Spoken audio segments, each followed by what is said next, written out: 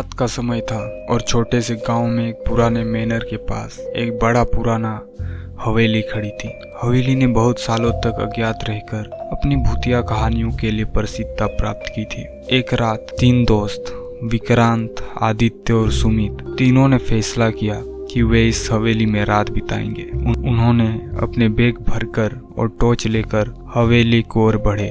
हवेली के दरवाजे चीरे हुए थे और आंधी रात में यह बहुत ही भूतिया दिख रहा था। वे धीरे धीरे अंदर बढ़ते गए जब एक अजीब सी आवाज सुनाई दी, छिपी हुई रोने की आवाज। वे दरवाजे की तरफ बढ़ते गए और देखते हैं कि एक पुराना पियानो खुद से बज रहा है, जैसे कोई अदृश्य हाथों ने इसे छेड़ा हो।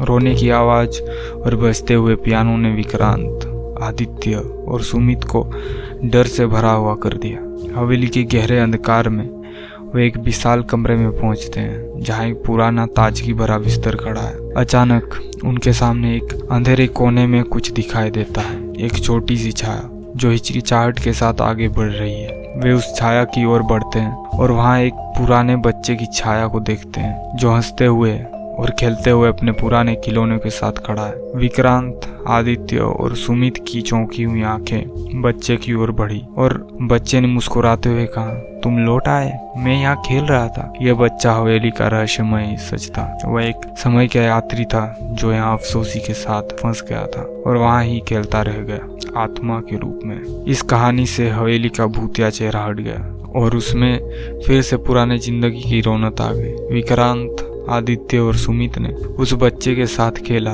और सुना। हवेली वाकई मैंने कभी भी भूतिया महसूस नहीं की और वे सभी मित्र अब हवेली के रहस्यमय संसार के नए साथी बन गए जिन्होंने एक अजीब और पुराने दुनिया का सामना किया।